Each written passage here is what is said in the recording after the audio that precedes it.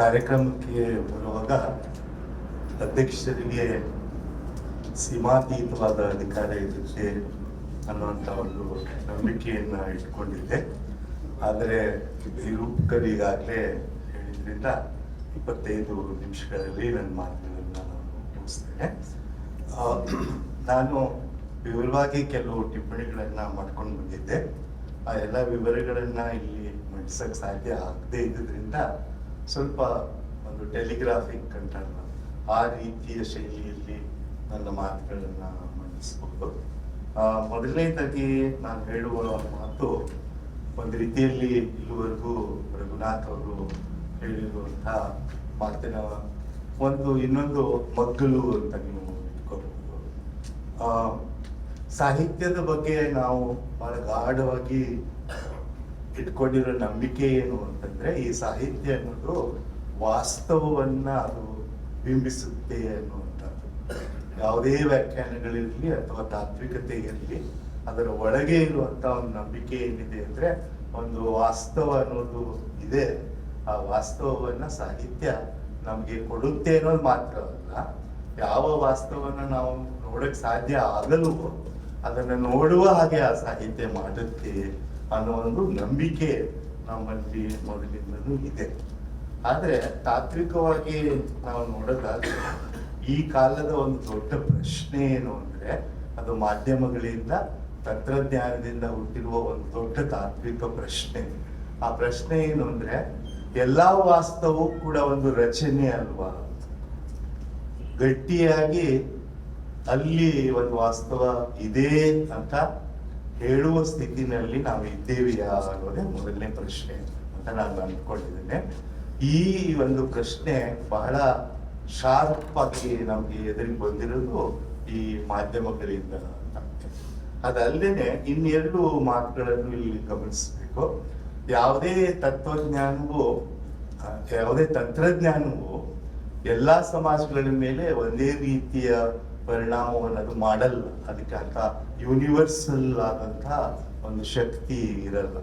ಅದು ಅಲ್ಲಿರುವಂತ ಅಸಮಾನತೆಗಳು, ಅಲ್ಲಿರುವಂತ ಓರೆಕೋರೆಗಳು ಏನಿರ್ತಾವೋ, ಅಲ್ಲಿರುವಂತ ತಿಳುವಳಿಕೆಗಳು ಏನಿರ್ತಾವೋ ಅದರ ಒಂದು ಸಂದರ್ಭದಲ್ಲಿನೇ ತಂತ್ರಜ್ಞಾನ ಅನ್ನೋದು ಕೆಲಸ ಮಾಡೋದ್ರಿಂದ ಈಗ ನಾವು ನೋಡ್ತಾ ಇರೋದು ಏನು, ಯಾವುದನ್ನ ನಾವು ಬರೀ ಪಶ್ಚಿಮದ ಸಮಾಜಗಳಿಗೆ ಅನ್ವಯಿಸ್ಕೊಂಡು ನೋಡಿದ್ವೋ, ಅಂದ್ರೆ ಇದು ಒಂದು ಪೋಸ್ಟ್ ಟ್ರೂತ್, ಸತ್ಯೋತ್ತರವಾದಂತಹ ಒಂದು ಯುಗ, ಒಂದು ಕಾಲ ಅನ್ನುವಂತ ಒಂದು ಪರಿಕಲ್ಪನೆ ನಾವು ಪಶ್ಚಿಮದ ಬಗ್ಗೆ ಹೇಳ್ತಾ ಇದ್ದೀವಿ, ಪೋಸ್ಟ್ ಟ್ರೂತ್ ಅನ್ನುವಂಥದ್ದು. ಆದ್ರೆ ನಮ್ಮ ಸಮಾಜದಲ್ಲಿ ಇವತ್ತು ಆ ಪೋಸ್ಟ್ ಟ್ರೂತ್ ಅನ್ನೋದು ಒಂದು ರಾಜಕೀಯ ಸಂಚಲನದಿಂದಾಗಿ ನಮ್ಮ ದಿನನಿತ್ಯದ ಅನುಭವ ಆಗಿದೆ ಎಲ್ಲ ಅನ್ನೋದು ನಾವು ಮೊದಲು ಪ್ರಶ್ನೆ ಮಾಡ್ಕೋಬೇಕಾಗಿದೆ. ಅಂದ್ರೆ ನಮಗಾಗಿ ಯಾವ್ಯಾವುದೋ ಶಕ್ತಿಗಳು ಇವತ್ತು ತಂತ್ರಜ್ಞಾನವನ್ನು ಮತ್ತು ರಾಜಕೀಯವನ್ನು ಬೆರೆಸ್ಕೊಂಡು ಆ ವಾಸ್ತವವನ್ನ ರಚನೆ ಮಾಡಿಕೊಡ್ತಾ ಇದ್ದಾರೆ. ಇದು ವಾಸ್ತವ ಅಲ್ಲ. ಆ ವಾಸ್ತವದ ಬದಲಾಗಿ ಈಗ ನಮ್ಮಲ್ಲಿ ಏನು ಸರ್ಕ್ಯುಲೇಟ್ ಆಗ್ತಾ ಇದೆ ಅಂತಂದ್ರೆ, ಪ್ರಾಯಶಃ ಅದು ವಾಸ್ತವವನ್ನ ತಿರುಚಿ ನಮಗೆ ಕೊಡುವಂಥದ್ದು, ಫೇಕ್ ನ್ಯೂಸ್ ಅಂತ ಯಾವ್ದಕ್ಕೆ ಕರಿತೀವೋ ಅದು ಇವತ್ತು ನಮ್ಮ ಸುತ್ತಲಿರುವಂತಹ ವಾಸ್ತವದ ಬಗ್ಗೆ ಹಳೆಯ ನಂಬಿಕೆ ಏನಿತ್ತಲ್ಲ ಅದನ್ನ ಒಡೆದು ಹಾಕ್ತಾ ಇದೆ ಅನ್ನೋದು ನಾವು ಒಪ್ಕೋಬೇಕಾಗುತ್ತೆ. ಅಂದ್ರೆ ನಾವು ನೋಡುವುದು, ನಾವು ಕೇಳುವುದು, ನಮಗೆ ಒಂದು ಮೆಸೇಜ್ ಆಗಿ ಬರುವಂತಹದ್ದು, ಬಹಳ ಪ್ರಭಾವಿಯಾಗಿ ಬರುವಂತಹದ್ದು, ಇಡೀ ನಾಗರಿಕ ಸಮುದಾಯವನ್ನೇ, ಸಿವಿಲ್ ಸೊಸೈಟಿಯನ್ನೇ ಇವತ್ತು ತನ್ನ ಪ್ರಭಾವದಿಂದ ಬದಲಾಯಿಸ್ತಾ ಇರುವಂತಹದ್ದು ಏನಿದೆ ಅಲ್ಲ, ಅದನ್ನ ನಾನು ಈ ಹುಸಿ ವಾಸ್ತವ ಅಂತ ಕರೆಯಲಿಕ್ಕೆ ಇಷ್ಟಪಡ್ತೇನೆ. ಆ ಹುಸಿ ವಾಸ್ತವವನ್ನೇ ನಾವು ವಾಸ್ತವ ಅನ್ಕೊಂಡಿರುವಾಗ ಸಾಹಿತ್ಯ ಏನ್ ಮಾಡಬೇಕು ಮತ್ತು ಏನ್ ಮಾಡುತ್ತೆ ಅನ್ನೋದನ್ನೇ ಈ ಕಾಲದ ಸಾಹಿತ್ಯದ ದೊಡ್ಡ ಪ್ರಶ್ನೆ ಆಗಿದೆ ಅಂತ. ಅಂದ್ರೆ ತಾತ್ವಿಕವಾಗಿ ಹೇಳೋದಾದ್ರೆ ಸಾಹಿತ್ಯವು ಒಂದು ರಚನೆಯನ್ನೇ ಕೊಡುತ್ತೆ. ಯಾವುದೇ ಒಂದು ಸಾಹಿತ್ಯ ಅನ್ನೋದು ಒಂದು ದಾಖಲೆ ಅಲ್ಲ, ಒಂದು ಡಾಕ್ಯುಮೆಂಟ್ ಅಲ್ಲ. ಅದು ಕೂಡ ಏನ್ ಮಾಡುತ್ತೆ ಅಂದ್ರೆ, ಒಂದು ತನ್ನ ತಿಳುವಳಿಕೆಯ ಪ್ರಕಾರ ಒಂದು ವಾಸ್ತವವನ್ನು ರಚಿಸಿಕೊಳ್ಳುತ್ತೆ. ಈಗಿರುವ ಸಂದರ್ಭದಲ್ಲಿ ಯಾವ್ದಾಗ್ತಾ ಇದೆ ಅಂದ್ರೆ, ಒಂದು ಕಡೆಗೆ ಈ ಹುಸಿ ವಾಸ್ತವದ ರಚನೆಯಾಗಿ ಅದು ಇವತ್ತು ಬಹಳ ದೊಡ್ಡ ಪ್ರಮಾಣದಲ್ಲಿ ಸರ್ಕ್ಯುಲೇಟ್ ಆಗ್ತಾ ಇದೆ. ನಮ್ಮ ತಿಳುವಳಿಕೆಯನ್ನ ಇವತ್ತು ಆಕ್ರಮಿಸಿಕೊಟ್ಬಿಟ್ಟಿದೆ. ಅದರ ಜೊತೆಗೆ ನಿಂತ್ಕೊಂಡು ಇವತ್ತು ಸಾಹಿತ್ಯ ಏನ್ ಮಾಡ್ಬೇಕಾಗಿದೆ ಅಂತಂದ್ರೆ, ಆ ಹುಸಿ ವಾಸ್ತವ ಅಲ್ಲ, ಇನ್ನೊಂದು ವಾಸ್ತವ ಇದೆ ಅನ್ನೋದನ್ನು ಅದನ್ನ ತನ್ನ ನ್ಯಾಯ ಸಮರ್ಥನೆಗೆ ಬಳಸ್ಕೋಬೇಕಾಗಿ ಬಹಳ ಸಂಕೀರ್ಣವಾಗಿರುವಂತ, ನನ್ನ ದೃಷ್ಟಿನಲ್ಲಿ ಬಹಳ ಕಷ್ಟಕರವಾಗಿರುವಂತ ಒಂದು ಪ್ರಶ್ನೆ ಅನ್ನೋದನ್ನ ನಾವು ಇಟ್ಕೋಬೇಕಾಗುತ್ತೆ. ಅದನ್ನ ನಾನು ಹೇಗೆ ನೋಡಿದ್ದೇನೆ ಅಂದ್ರೆ, ಕಾಂಪಿಟಿಂಗ್ ವರ್ಷನ್ಸ್ ಆಫ್ ರಿಯಾಲಿಟಿ ಅಂತ, ಒಂದು ಸ್ಪರ್ಧಾತ್ಮಕವಾಗಿ ಇವರು ಈ ವಾಸ್ತವನ್ನ ಹೀಗೆ ಹೇಳ್ತಾರೆ ಅನ್ನೋದು. ಬಹಳ ಸರಳವಾದಂತ ಉದಾಹರಣೆ ಕೊಡೋದಾದ್ರೆ, ಈಗ ತಾನೇ ಅವರು ಆರ್ಟಿಫಿಷಿಯಲ್ ಇಂಟೆಲಿಜೆನ್ಸ್ ಅನ್ನು ಹೇಗೆ ಒಂದು ರೀತಿ ಪಾಸಿಟಿವ್ ಆಗಿ ನೋಡೋಕ್ಕೂ ಸಾಧ್ಯ ಇದೆ ಅಂತಂದ್ರು. ನಿನ್ನೆಯ ದಿನಪತ್ರಿಕೆಯಲ್ಲಿ ನಾವು ಓದಿದ್ವಿ, ಈ ಆರ್ಟಿಫಿಷಿಯಲ್ ಇಂಟೆಲಿಜೆನ್ಸ್ ಅನ್ನ ಬಳಸ್ಕೊಂಡು ಜಬಲ್ಪುರ್ ಅನ್ನುವಂತ ಒಂದು ನಗರದಲ್ಲಿ 50 ಜನಕ್ಕಿಂತಲೂ ಹೆಚ್ಚು ವಿದ್ಯಾರ್ಥಿನಿಯರ ಅಶ್ಲೀಲ ಫೋಟೋಗಳನ್ನ ಸರ್ಕ್ಯುಲೇಟ್, ಅದನ್ನ ಮಾರ್ಕ್ ಮಾಡಿ ಅಂತವನ್ನ ಸೃಷ್ಟಿ ಮಾಡಿ ಅವುಗಳನ್ನು ಹೇಗೆ ಹಂಚಿಬಿಟ್ಟಿದ್ದಾರೆ ಅಂತಂದ್ರೆ, ಈ 50 ಜನ ವಿದ್ಯಾರ್ಥಿನಿಯರ ಭವಿಷ್ಯ ಏನು ಅನ್ನೋದನ್ನೇ ಇವತ್ತು ಒಂದು ದೊಡ್ಡ ಪ್ರಶ್ನೆಯಾಗಿ. ಈ ಮಾತನ್ನ ಯಾಕೆ ಹೇಳ್ತೀನಿ ಅಂತಂದ್ರೆ, ನಾ ಮೊದಲೇ ಹೇಳಿದಾಗೆ ಯಾವ ತಂತ್ರಜ್ಞಾನವೂ ಒಂದು ಯೂನಿವರ್ಸಲ್ ಆಗಿ ಒಂದೇ ರೀತಿಯಲ್ಲಿ ಅದು ಕೆಲಸ ಮಾಡಲ್ಲ.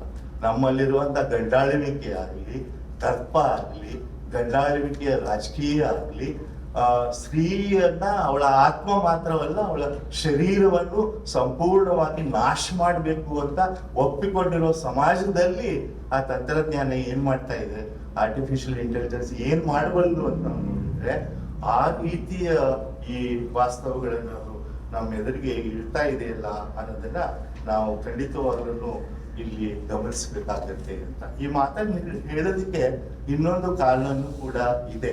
ಆ ಮಾತು ಅವರ ಪ್ರತಿಪಾದನೆಯಲ್ಲಿ ಬಂತು. ಯಾವ ಒಂದು ವರ್ಗವನ್ನು ನಾವು ಇವತ್ತು ಉದ್ದೇಶಿಸಿ ಬರಿಬೇಕು ಮತ್ತು ಬರಿತಾ ಇದ್ದೀವಿ, ಬಹಳ ಮುಖ್ಯ ಪ್ರಶ್ನೆ ಅದು. ನನಗನ್ಸುತ್ತೆ, ನಾವು ಉದ್ದೇಶಿಸಿ ಯಾವ ವರ್ಗವನ್ನು ಉದ್ದೇಶಿಸಿ ಇವತ್ತು ಸಾಹಿತ್ಯವನ್ನ ರಚಿಸಬೇಕಾಗಿದೆಯೋ, ಅದು ಪ್ರಿಂಟ್ ಮೀಡಿಯಾದಿಂದಲೂ ಹೋಗ್ಬೋದು, ತಂತ್ರಜ್ಞಾನದ ಮೀಡಿಯಾದಿಂದಲೂ ಹೋಗ್ಬೋದು. ಯಾವ ವರ್ಗ ಅಂತಂದ್ರೆ, ಯಾವ ವರ್ಗ ಈಗಾಗಲೇನೆ ಈ ಸೋಷಿಯಲ್ ಮೀಡಿಯಾಗಳ ಮುಖಾಂತರ ತನ್ನ ಸಂವೇದನೆಯನ್ನ ಆಗ್ಲೇ ಮೊಟಕುಗೊಳಿಸ್ಕೊಟ್ಬಿಟ್ಟಿದೆಯೋ, ಯಾವುದು ದ್ವೇಷಕ್ಕೆ ತನ್ನನ್ನ ಇಷ್ಟು ಮುಕ್ತವಾಗಿ ತೆರೆಸ್ಕೊಂಡು ಬಿಟ್ಟಿದೆಯೋ, ಅಂಥ ಒಂದು ಓದುಗ ವರ್ಗವನ್ನು ನಾವು ಇವತ್ತು ಅಡ್ರೆಸ್ ಮಾಡ್ತಾ ಇದ್ದೀವಿ ಅನ್ನೋದನ್ನ ಬಹಳ ಸ್ಪಷ್ಟವಾಗಿ ನಾವು ಗಮನಿಸಬೇಕಾಗ್ತದೆ. ಇವತ್ತಿರುವಂತ ಸವಾಲು ಏನು ಅಂತಂದ್ರೆ, ನೀವು ಬರಹಗಾರನಾಗಿ ಇವತ್ತು ಅಡ್ರೆಸ್ ಮಾಡ್ತಾ ಇರುವಂತ ವರ್ಗ ಈಗಾಗಲೇ ತನ್ನ ಮನಸ್ಸಿನಲ್ಲಿ ಕಿಕ್ಕಿರಿದ ಒಂದು ಸಂತೆಯನ್ನೇ ಅದು ಕಟ್ಕೊಟ್ಬಿಟ್ಟಿದೆ. ಇದನ್ನ ಯಾಕೆ ನಾನು ಇಷ್ಟು ಧೈರ್ಯವಾಗಿ ಹೇಳ್ತಾ ಇದ್ದೀನಿ ಅಂತಂದ್ರೆ, ಯಾವ ಫೇಸ್ಬುಕ್ ಅನ್ನ ನಮ್ಮ ದೇವನೂರ್ ಮಹಾದೇವನವರು ಅದನ್ನ ಏನಂತ ಕರೆದಿದ್ದು, ಒಂದು ಸಾರ್ವಜನಿಕ ಶೌಚಾಲಯ ಅಂತ ಕರೆದಿದ್ರು.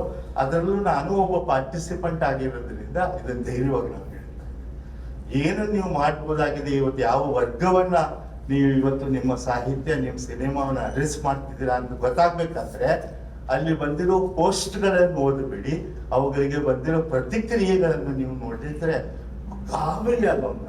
ನನಗಂತೂ ಅನ್ಸುತ್ತಪ್ಪ, ಒಂದು ಮೃತ್ಯು ಮುಖವಾಗಿರುವಂತ, ಸಾವಿನ ಅಂಚಿನಲ್ಲಿ ನಿಂತಿರುವಂತ ನಾಗರಿಕತೆಯನ್ನು ನಾವು ಸೃಷ್ಟಿ ಮಾಡ್ಕೊಂಡಿದ್ದೀವಿ. ಅದರ ಯಜಮಾನ ವರ್ಗ ಈ ಮಧ್ಯಮ ವರ್ಗ ಆಗಿರೋದ್ರಿಂದ ಅದನ್ನು ನಾವು ಅಡ್ರೆಸ್ ಮಾಡುವಾಗ ಹೇಗೆ ಮಾಡ್ತೀವಿ, ನಾವು ಹೇಗೆ ತಲುಪಿಸ್ತೀವಿ ನಮ್ಮ ಸಾಹಿತ್ಯವನ್ನು ಅನ್ನೋದು ಒಂದು ದೊಡ್ಡ ಪ್ರಶ್ನೆ ಆಗಿದೆ. ಸ್ವಲ್ಪ ತಮಾಷೆಯಾಗಿ ಹೇಳೋದಾದ್ರೆ, ಕೆಲವೇ ದಿನಗಳ ಹಿಂದೆ ನಾನು ಬಂಡವಾಳ ಕೃತಿ 2ನೇ ಭಾಗದ ಒಂದು ಬಿಡುಗಡೆಗೆ ಹೋದಾಗ ಬಂಡವಾಳದ ಬಗ್ಗೆ, ಕಾರ್ಲ್ ಮಾರ್ಕ್ಸ್ ಬಗ್ಗೆ ನಾನು ಮಾತಾಡಿದ್ದೆ. ಅದನ್ನ ಬುಕ್ಬರಮಾನವರು ಪೂರ್ತಿಯಾಗಿ ಆ ಭಾಷಣವನ್ನ ಫೇಸ್ಬುಕ್ ನಲ್ಲಿ ಹಾಕಿದ್ರು. ಸುಮ್ಮನೆ ಕಾಮೆಂಟ್ಸ್ ನಾನು ನೋಡ್ತಾ ಹೋದ್ರೆ, ಅದರಲ್ಲಿ ಒಬ್ಬ ಹೆಣ್ಮಗಳ ಹೆಸರು, ಅವಳ ಹೆಣ್ಮಗಳು ಇರ್ಲಿಕ್ಕಿಲ್ವೇನೋ ಏನಂತ ಪ್ರತಿಕ್ರಿಯೆ, ಅಂದ್ರೆ ಯಾರೋ ಒಬ್ಬ ಪುರುಷ ಮಾಡಿರ್ಬೋದು, ಅವನೇನಂತ ಬಂದಂದ್ರೆ, ಈ ಮುಂಡೆ ಮಕ್ಕಳು ಈಗಲೂ ಕಾರ್ಲ್ ಮಾರ್ಕ್ಸ್ ಬಗ್ಗೆ ಬರೀತಾರಲ್ವ. ಇದು ಬಹಳ ಸಭ್ಯವಾದಂತ ಪ್ರತಿಕ್ರಿಯೆ. ಹೇಗಿದೆ ಇದು? ಇನ್ನ ಒಂದು ಇದರಲ್ಲಿ ನಮ್ಮ ಜಾತಿ ಯಾಕೆ ದೊಡ್ಡ ಅಂದ್ರೆ ನಮ್ಮಲ್ಲಿ ಹೆಣ ಸುಡ್ತೀವಿ ಅಂತ. ನನಗಂತೂ ಇದ್ರ ಬಗ್ಗೆ ಯಾವ ಸಂಶಯವೂ ಇಲ್ಲ. ಇದು ಮೃತ್ಯುಮುಖವಾಗಿರುವಂತ, ಸಾವಿನ ಅಂಚಿನಲ್ಲಿ ನಿಂತಿರುವಂತ, ಕಲೆಕ್ಟಿವ್ ಆದಂತ ಆತ್ಮವಿನಾಶದ ಹೆಜ್ಜೆ ಇಟ್ಟಿರುವಂತ ನಾಗರಿಕತೆ ಒಳಗೆ ನಾವು ಬದುಕ್ತಾ ಇದ್ದೀವಿ. ಅದರೊಳಗಿರುವಂತ ಈ ಶಿಕ್ಷಿತ ವರ್ಗ ಏನಿದೆ, ಮಧ್ಯಮ ವರ್ಗ, ಇದನ್ನ ನಾವು ಹೇಗೆ ಅಡ್ರೆಸ್ ಮಾಡೋದು ಅಂತ ಇವತ್ತು ಬರಹಗಾರರು ಇವತ್ತು ಹುಡುಕ್ಬೇಕಾಗಿದೆ. ಸ್ವಲ್ಪ ಉತ್ಪ್ರೇಕ್ಷೆ ಇದು ಕೂಡ ನಾನು ಹೇಳಕ್ಕೆ ಇಲ್ಲಿ ಇಷ್ಟಪಟ್ಟೆ.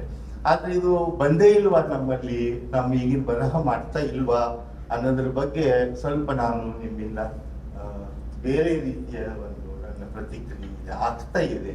ಇಲ್ಲ ಅಂತ ಅಲ್ಲ, ಈಗಿನ ಬರಹ ಆ ಪ್ರಯತ್ನವನ್ನು ಮಾಡ್ತಾ ಇದ್ರು. 2 ಉದಾಹರಣೆಗಳನ್ನ ನೀವು ಓದಿರೋ ಕಥೆಗಳಿಂದಲೇ ಕೊಡ್ತೀನಿ.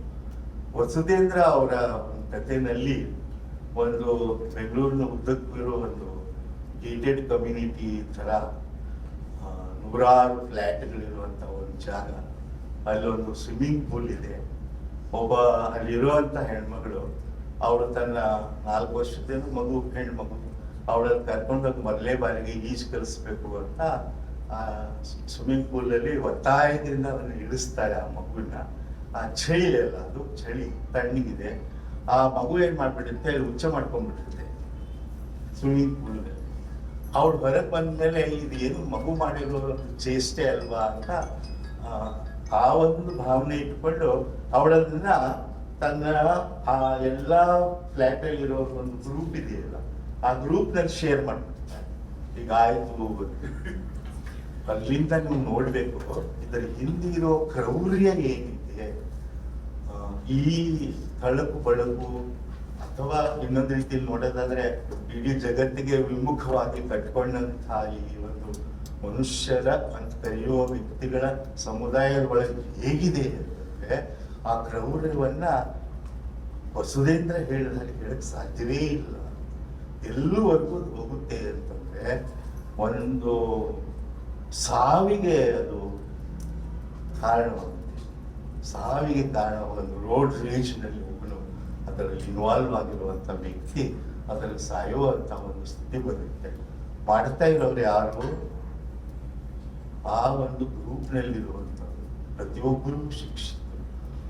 ಅದು ಅಂಥ ಒಂದನ್ನು ನಾವು ಗಮನಿಸುವಂತ ಕಥೆಗಳು ನಮ್ಮಲ್ಲಿ ಇವತ್ತು ಬರ್ತಾ ಇವೆ. ಅರ್ಥ ಮಾಡ್ಕೊಳ್ಳೋದು ಹೇಗೆ ಅಂತ ಬರ್ತಾ ಇದೆ. ಇನ್ನೊಂದು ಕಥೆಯನ್ನು ಮತ್ತೆ ವಸುಧೇಂದ್ರ ಅವರಿಂದ ಹೇಳೋದಂದ್ರೆ, ಆ ಕತೆ ಅದರೊಳಗೆ ಹೇಗಿದೆ ಅಂತಂದ್ರೆ, ಈ ಟೆಕೀಸ್ ಅಂತ ಕರಿತೀವಲ್ಲ, ಅವರು ಆ ಒಂದು ಕಂಪನಿನಲ್ಲಿ ಒಂದು ಪ್ರಾಜೆಕ್ಟ್ ಅನ್ನ ತಗೊಳ್ತಾರೆ. ಆ ಪ್ರಾಜೆಕ್ಟ್ ನ ಅಲ್ಲಿ ಇಂಗ್ಲೆಂಡ್ ನಲ್ಲಿ ಇರುವಂತವ್ರಿಗೆ ಮುಂದೆ ಇಟ್ಟು ಅದ್ರ ಬಗ್ಗೆ ಅವ್ರನ್ನ ಮನವೊಲಿಸಿ ಆ ಪ್ರಾಜೆಕ್ಟ್ ಅನ್ನ ಇವರು ತಗೋಬೇಕಾಗಿದೆ ಅವರಿಂದ.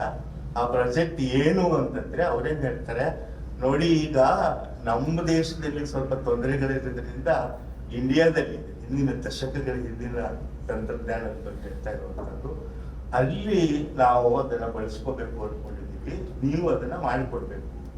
ಏನ್ ಮಾಡಿಕೊಡ್ಬೇಕು ಅಂತ ಕೊನೆಯ ವಿವರಗಳಲ್ಲಿ ಏನ್ ಹೇಳ್ತಾರೆ ಅಂತಂದ್ರೆ, ಭಾರತದಲ್ಲಿ ಅತ್ಯಂತ ಹೆಚ್ಚು ಬೇಡಿಕೆ ಇರೋದು ಎಂತದಿತ್ತು ಅಂತಂದ್ರೆ, ಈ ಮಾಧ್ಯಮಗಳು ಶುರು ಆದ್ಮೇಲೆ ಫೋನ್ ಸೆಕ್ಸ್ ಬಗ್ಗೆ ಇದೆ. ಆದ್ರಿಂದ ನೀವು ಇದನ್ನ ಮಾಡಕ್ ಸಿದ್ಧರಾಗಿದ್ದೀರಾ ಅಂತ ಕೇಳ್ತಾರೆ. ಇವರು ಖಂಡಿತವಾಗ್ಲೂ ನಾವು ಸಿದ್ಧವಾಗಿದ್ದೀವಿ, ನಮ್ಗೆ ಅದೆಲ್ಲ ತಯಾರಿ ಇದೆ. ನಮ್ಮಲ್ಲಿರುವಂತಹ ಕೆಲಸ ಮಾಡ್ತಾ ಇರುವ ಯುವಕ ಯುವತಿಯರು ಅವರು ಅದರಲ್ಲಿ ಪರಿಣಿತಿ ತರಬೇತಿಯನ್ನು ಅವ್ರಿಗೆ ಇದೆ ಅಂತ ಹೇಳ್ತಾರೆ. ಇಲ್ಲ, ನಾವು ಹಾಗೆ ನಂಬಕ್ಕಾಗಲ್ಲ, ನಾವು ಅದನ್ನ ಟೆಸ್ಟ್ ಮಾಡಬೇಕು ಅಂತ ಹೇಳ್ತಾರೆ. ಏನ್ ಟೆಸ್ಟ್ ಅಂತಂದ್ರೆ, ಅವರು ಒಂದು 20 ಅಥವಾ 30 ನಿಮಿಷ ಛದ್ಮವೇಷಗಳಾಗಿ ಹೆಸರು ಮರೆಸಿಕೊಂಡು ಬೇರೆ ಆಕ್ಸೆಂಟ್ ನಲ್ಲಿ ಮಾತಾಡಿ ಆ 20 ನಿಮಿಷದ ಫೋನ್ ಸೆಕ್ಸ್ ನಲ್ಲಿ ಅವ್ರು ಸಕ್ಸಸ್ಫುಲ್ ಆಗಿ ಮಾಡ್ತಾರೆ. ಕತೆ ಕೇಳೋ ಪ್ರಶ್ನೆ ಏನಂತಂದ್ರೆ, ಇದನ್ನ ಮಾರುಕಟ್ಟೆಯಾಗಿ ಮಾಡಿದ್ ಮಾತ್ರವಲ್ಲ, ಆ ಮಾರುಕಟ್ಟೆ ನಮಗೆ ಆ ಪ್ರಪೋಸಲ್ ಬಂದರೆ ನಾವು ಸಂಭ್ರಮಿಸ್ಬೇಕಾ ಅನ್ನುವಂಥದ್ದು.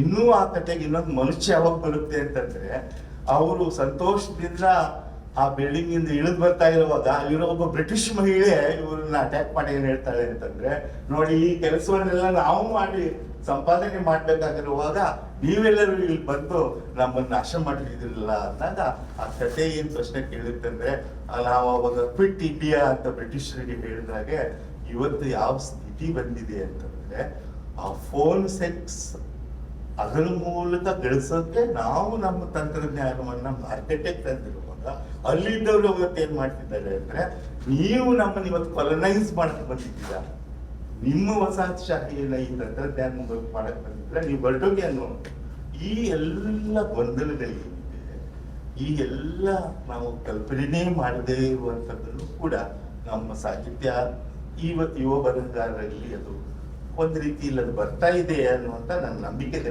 ಒಪ್ಕೊಳ್ತೀನಿ. ಒಂದು ಯಾವುದೋ ಒಂದು ಕ್ಲಾಸಿಕ್ ಅನ್ನುವಂಥದ್ದು ಬರದೇ ಕನ್ನಡದಲ್ಲಿ ಬಹಳ ಜನನೇ ಆಗಿದೆ ಒಂದು. ಆದ್ರೆ ಈ ಪ್ರಯತ್ನಗಳನ್ನು ನಾವು ನೋಡ್ಬೇಕು. ಈ ಸಾಹಿತ್ಯ ನಮ್ಗೆ ಇವತ್ತು ಏನ್ ಹೇಳ್ತಾ ಇದೆ ಅಂತಂದ್ರೆ, ನಮ್ದೊಂದು ಕಲ್ಪನೆ ಇತ್ತು, ಇದು ಜಾತೀಕರಣ 90ರ ದಶಕದಲ್ಲಿ ಬಂದ ಮೇಲೆ ಬಹುಶಃ ಈ ಪಶ್ಚಿಮ ಮಾದರಿಯಲ್ಲಿ ಹೆಚ್ಚೆಚ್ಚು ಅರ್ಬನೈಸ್ ಆಗಿ, ಹೆಚ್ಚೆಚ್ಚು ಕಾಸ್ಮೋಪಾಲಿಟನೈಸ್ ಆಗಿ ಆ ಬದುಕು ಇಲ್ಲಿ ಬಂದ್ಬಿಡುತ್ತೆ ಅನ್ನುವಂಥದ್ದು. ನನಗೆ ವಿಶೇಷವಾಗಿ ಕಂಡಿರೋದು ಏನಂತಂದ್ರೆ, ನೀವು ಸುಮಂಗಲ ಅವರ ಕಥೆಗಳನ್ನ ಓದಿದ್ರೆ, ಚಿಮ್ಮನಹಳ್ಳಿ ರಮೇಶ್ ಬಾಬು ಅವರ ಕಥೆಗಳನ್ನ ಓದಿದ್ರೆ, ನಿಮ್ಗೆ ಏನು ಅಲ್ಲಿ ಗಮನಕ್ಕೆ ಬರುತ್ತೆ ಅಂತಂದ್ರೆ, ಒಂದು ನಾವು ಅನ್ಕೊಂಡಂತ ರೀತಿನಲ್ಲಿ ಈ ಸಮಾಜ ಏನಿದೆ, ಹಳ್ಳಿ ಸಮಾಜ ಅಂತ ಏನ್ ಕರಿತೀವೋ, ನಗರದ ಅಲ್ಲದ ಸಮಾಜ ಅನ್ನೋದನ್ನ ಏನ್ ಕರಿತೀವೋ, ಅಷ್ಟು ರ್ಯಾಡಿಕಲ್ ಆಗಿ ಯಾವುದೇ ಶಿಫ್ಟ್ಗಳಲ್ಲಿ ಆಗಿಲ್ಲ. ಅಲ್ಲಿ ಚಿತ್ರದ ಸನ್ನಿವೇಶಗಳನ್ನ ಈ ಸಾಹಿತ್ಯ ನಮ್ಮ ಎದುರಿಗೆ ಇಡ್ತಾ ಇದೆ. ಯಾಕೆ ನಾ ಈ ಮಾತನ್ನು ಹೇಳ್ತಾ ಇದ್ದೀನಿ ಅಂತಂದ್ರೆ, ಅಲ್ಲಿ ಇನ್ನೂ ಒಂದು ಉಳಿಗ ಮಾನ್ಯ ಅನ್ನೋದನ್ನೇ ಹೊಸ ಪಾಲಿಟಿಕ್ಸ್ ಅನ್ನ ರೂಢಿಸಿಕೊಂಡು ಹೊಸ ರೂಪದಲ್ಲಿ ಇದೆ. ಜಾತಿ ಅನ್ನೋದು ಹೋಗಿಯೇ ಇಲ್ಲ ಎಲ್ಲ. ಹೀಗಾಗಿ ಈ ಕಥೆಗಳು ಏನ್ ಮಾಡ್ತಿದಾವೆ, ಈ ಪದ್ಯಗಳು ಇವತ್ತು ಏನ್ ಮಾಡ್ತಾ ಇದಾವೆ ಅಂದ್ರೆ, ಈ ಎರಡು ಜಗತ್ತುಗಳು ಏನ್ ನಿರ್ಮಾಣ ಆಗಿದೆಯಲ್ಲ, ಅಂದ್ರೆ ನಗರದ ಅಲ್ಲಲ್ಲಿ ದ್ವೀಪಗಳ ಹಾಗೆ ಈ ತಂತ್ರಜ್ಞಾನ, ಮಾಹಿತಿ ತಂತ್ರಜ್ಞಾನ ಇತ್ಯಾದಿಗಳು ಒಂದು ಜಗತ್ತಿದೆ. ಆ ಜಗತ್ತಿನಲ್ಲಿ ಇವತ್ತು ಯಾರು ಪಾರ್ಟಿಸಿಪೆಂಟ್ಸ್ ಅಂದ್ರೆ, ನಾವು ಅನ್ಕೊಂಡ ಹಾಗೆ ಕೇವಲ ಉಚ್ಚ ಜಾತಿಯವರು ಮಾತ್ರ ಅಲ್ಲ. ಹೊಸ ಸಾಮಾಜಿಕ ಲೋಕಗಳನ್ನು ತಂದ್ಕೊಂಡು ಬಂದವರಿದ್ದಾರೆ. ಈ ಕಥೆಗಳು ಏನ್ ಹೇಳ್ತಾ ಇದಾವೆ ಅಂತಂದ್ರೆ, ಅನಾಮಧೇಯವಾದಂತ ಒಂದು ಟೆಕ್ನಾಲಜಿಕಲ್ ವರ್ಲ್ಡ್ ಅನ್ನೋ ಸೃಷ್ಟಿ ಆಗಿಲ್ಲಪ್ಪ. ಇನ್ನು ಗಟ್ಟಿಯಾಗಿ ಇನ್ನೂ ಆ ಎರಡು ಜಗತ್ತುಗಳೇ ಇದೆ. ಬರಿತಾ ಇರುವಂತವ್ರು ಮತ್ತೆ ಏನಂದ್ರೆ, ಆ ಬಾಲ್ಯದ ಜಗತ್ತು, ಆ ತಂದೆ ತಾಯಿಗಳ ಜಗತ್ತು, ಆ ಕಮ್ಯುನಿಟಿಯ ಜಗತ್ತು ಇನ್ನು ಗಟ್ಟಿಯಾಗಿನೇ ಈ ಸಾಹಿತ್ಯದಲ್ಲಿ ಮುಂದುವರಿತಾ ಇದ್ದು, ಇದು ಹಳಹಳಿಕೆಯಿಂದ ಮರುಹಂಬಲದಿಂದ ಮಾಡಿದಂಥದ್ದಲ್ಲ. ಈ ಯುವಜನಾಂಗ ಏನಿದೆ ಇದನ್ನ ಎದುರಿಸ್ತಾ ಇದೆ. ಇದು ಬಹಳ ಸೂಕ್ಷ್ಮವಾದಂತಹ ಕಥೆಗಳೆಲ್ಲ ನಾವು ನೋಡುವಂತ ಏನು ಅಂತಂದ್ರೆ, ಇನ್ನೂ ಬದಲಾಗದೇ ಇರುವಂತದ್ದು ಒಂದು ಆ ಹಳ್ಳಿಯ ಸಮಾಜ ಅನ್ನುವಂಥದ್ದು, ಆ ಜಾತಿ ಅನ್ನೋದು. ಅದನ್ನ ಒಂದ್ ಕಡೆಗೆ ಎದುರಿಸೋದಾದ್ರೆ, ಇನ್ನೊಂದ್ ಕಡೆಗೆ ತಾವು ಬದಲಾಗಿರುವಂತ ಸಮಾಜ ಸಮುದಾಯದಲ್ಲಿರುವಾಗ ಈ ಇನ್ನೊಂದು ಜಗತ್ತಿನ ಪ್ರತಿನಿಧಿಗಳಾದಂತ ತಂದೆ ತಾಯಿಗಳನ್ನ ನಾವು ಹೇಗೆ ಆ ಸಂಬಂಧಗಳನ್ನ ನಾವು ಕುದಿಸ್ಕೋಬೇಕು ಅನ್ನುವಂತ ಆ ಹುಡುಕಾಟವೂ ಕೂಡ ಈ ಅನೇಕ ನಮ್ಮ ಕಥೆಗಳಲ್ಲಿ ಕಾಣಕ್ಕೆ ಸಾಧ್ಯ ಇದೆ ಅಂತ ನಾನು ಅನ್ಕೊಂಡಿದ್ದೀನಿ. ಬಹಳ ಸೂಕ್ಷ್ಮವಾಗಿ ಬರುವಂತದ್ದು. ನನಗೆ ತಕ್ಷಣಕ್ಕೆ ನೆನಪಾಗ್ತಾ ಇರುವಂತದ್ದು ಸುಮಂಗಲ ಅವರ ಕಥೆಯಲ್ಲಿ ಅಲ್ಲಿ ಏನಾಗ್ಬಿಟ್ಟಿದೆ ಅಂತಂದ್ರೆ, ಆ ದಂಪತಿಗಳಿಗೆ 24/7 ವರ್ಕ್ ಫ್ರಮ್ ಹೋಮ್ ಅಂದ್ರೆ ವರ್ಕ್ 24/7 ಅಂತ ಅರ್ಥ ಅಲ್ವಾ. ಅದೆಲ್ಲ ಆಗಿರೋದ್ರಿಂದ ಮಗು ಬೇಡ, ಎಬಾರ್ಷನ್ ಮಾಡ್ಕೊಂಡ್ಬಿಡೋಣ ಅನ್ನೋ ಹಾಗೆ ಅವಳು ಯೋಚನೆ ಮಾಡ್ತಾ ಇದ್ದಾರೆ. ಆ ಸಂದರ್ಭದಲ್ಲಿ ಇವರಿಗೆ ಬಹಳ ವಿಚಿತ್ರ, ಏಲಿಯನ್ ಆಗಿ ಕಾಣುವಂತ ಅವ್ರ ಮಾವನು ಬದಲಾಗ್ತಾ ಇರುವಂತವನು, ಅವನಲ್ಲಿ ತಗೊಳ್ಳುವಂತ ನಿರ್ಧಾರ ಏನಿದೆ ಅದನ್ನು ನೀವು ಆ ಕಥೆಯಲ್ಲಿ ಓದಿದಾಗ ಎಲ್ಲೋ ಒಂದು ಕಡೆಗೆ ಇವೆಲ್ಲದರ ಮಧ್ಯ ಒಂದು ಸೂಕ್ಷ್ಮವಾಗಿ ಈ ಪಲ್ಲಟಗಳನ್ನು ಗಮನಿಸಿಕೊಂಡಿರುವಂಥದ್ದು ಅಂಥ ಒಂದು ಜಗತ್ತು ಇದೆ. ಎರಡು ಕಡೆಗೆ ಬಹಳ ದೊಡ್ಡ ಪ್ರಮಾಣದಲ್ಲಿ ಬೇರೆ ರೀತಿಯ ಸಾಮಾಜಿಕ ಲೋಕಗಳು ಇವತ್ತು ನಮ್ಮ ಇಂದಿನ ಈ ಸಾಹಿತ್ಯದಲ್ಲಿ ಪ್ರವೇಶ ಮಾಡ್ತಾ ಇರೋದನ್ನ ನಾವು ಹೇಗೆ ಗಮನಿಸ್ತೀವೋ ಹಾಗೆ ಈ ಗುಂಪುಗಳು, ಈ ವರ್ಗಗಳು, ಅವುಗಳ ಅವರ ಏನ್ ಹೇಳ್ಬೇಕು, ಅವರ ಕನ್ಫ್ಯೂಷನ್ಸ್, ಅವರಲ್ಲಿರುವಂತ ಈ ದ್ವಂದ್ವಗಳು, ವಿರೋಧಾಭಾಸಗಳು, ಅದು ಒಂದು ಹೊಸ ಅನುಭವವಾಗಿನೇ ಇಲ್ಲಿ ಬರುವಂತ ಸಾಧ್ಯತೆಗಳು ನಮ್ಮ ಎದುರಿಗೆ ಇವೆ. ಅದನ್ನು ನಾವು ಗಮನಿಸ್ಬೇಕು ಅಂತ ನನಗೆ ಅನ್ಸುತ್ತೆ. ಇನ್ನು ಈ ಐಡೆಂಟಿಟಿಯ ಒಂದು ರಾಜಕೀಯ ಅನ್ನೋದು ಏನಿದೆ, ನಾನೇನ್ ಹೇಳಕ್ ಪ್ರಯತ್ನ ಪಡ್ತಿದ್ದೀನಿ ಅಂದ್ರೆ, ಇಷ್ಟೆಲ್ಲ ಆದ್ರೂ ಕೂಡ ಒಂದು ರ್ಯಾಡಿಕಲ್ ಆದ ಒಂದು ರಪ್ಚರ್ ಆಗಿದೆ ಅಂತ ನನಗೆ ಅನ್ಸಲ್ಲ. ನವ್ಯ ಬಂದ ಮೇಲಿಂದ ಏನೋ ಒಂದು ರಪ್ಚರ್ ಆಗಿದೆ. ಬಹಳ ಹೊಸದಾದಂತ, ಮೂಲಭೂತವಾಗಿ ಭಿನ್ನವಾಗಿರುವಂತ ಸಾಹಿತ್ಯ ಹುಟ್ಕೊಂಡಿದೆ ಅಂತ ಹೇಳೋದು ಕಷ್ಟ. ಅದಕ್ಕಿಂತ ಹೆಚ್ಚಾಗಿ ಕಂಟಿನ್ಯೂಟೀಸೇ ನಮಗೆ ಕಾಣ್ತಾ ಇರೋದನ್ನ ನಾವಿಲ್ಲಿ ಗಮನಿಸ್ತೀವಿ.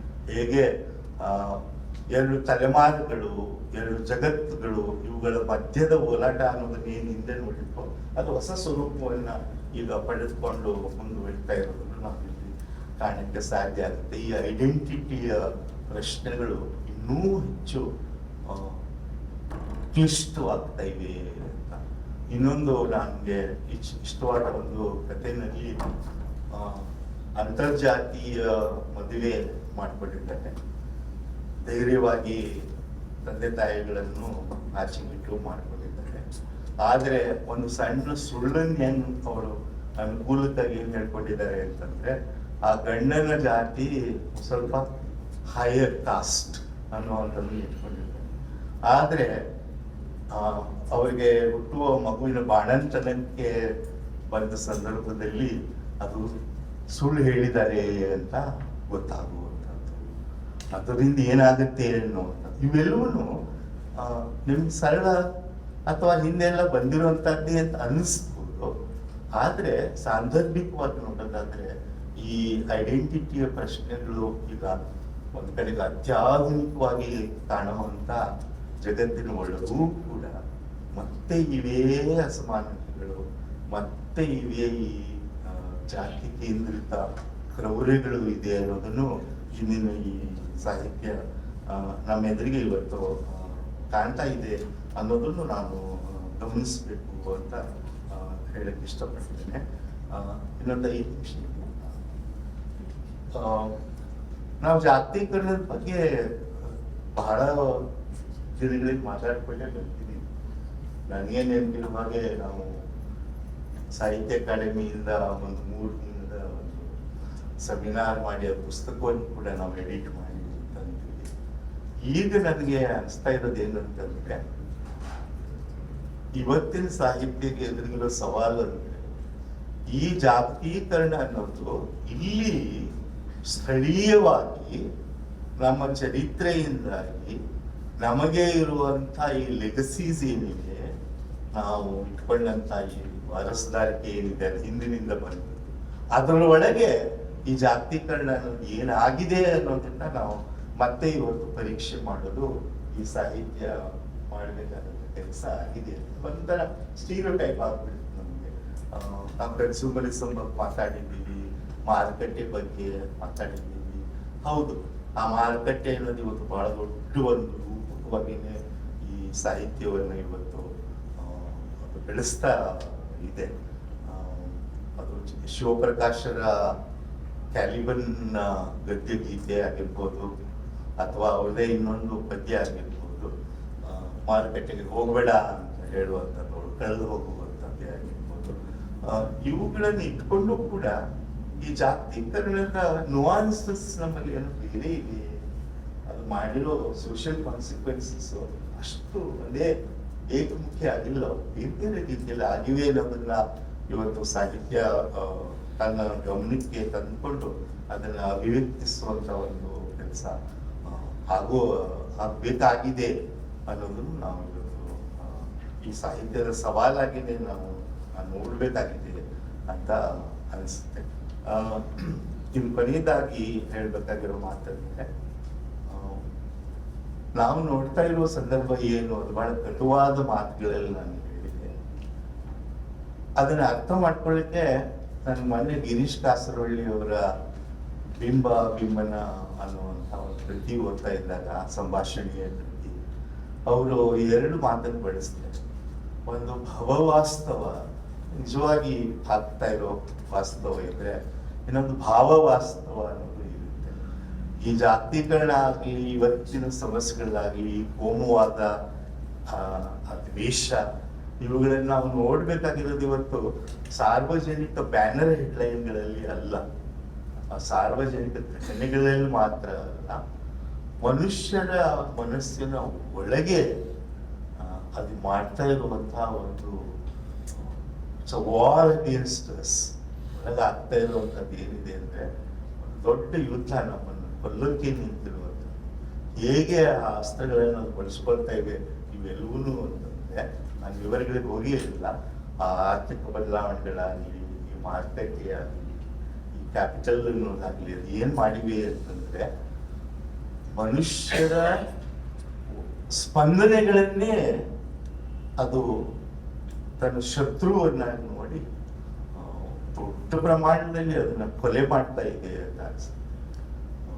ಈ ಎಲ್ಲ ವಿದ್ಯಮಾನಗಳು ಸೇರಿಕೊಂಡು, ಸರಳವಾಗಿ ಅದನ್ನು ನಿಮಗೆ ಹೇಳೋದಾದ್ರೆ, ಒಂದು ಅತ್ಯಾಚಾರದ ಪ್ರಯತ್ನ ಆಗ್ತಾ ಇದ್ರೆ, ಒಂದು ಆಕ್ಸಿಡೆಂಟ್ ನಲ್ಲಿ ಯಾರೋ ಸಾಯ್ತಾ ಇದ್ರೆ, ಯಾಕೆ ಬೆಂಗಳೂರಿನಲ್ಲಿ ಆಗ್ಲಿಲ್ವಾ, ಒಬ್ಬ ಯುವಕ ಒಂದು ಡಿವೈಡರ್ಗೆ ಹೋಗಿ ಅದು ತಾಕಿ ಇದ್ದಾಗ ಸುಮಾರು 3/4 ಗಂಟೆವರೆಗೂ ಅವನು ಬದುಕಿ ಹೋಗ್ತಾ ಇದ್ದ, ನರಳುತ್ತಾ ಇದ್ದ.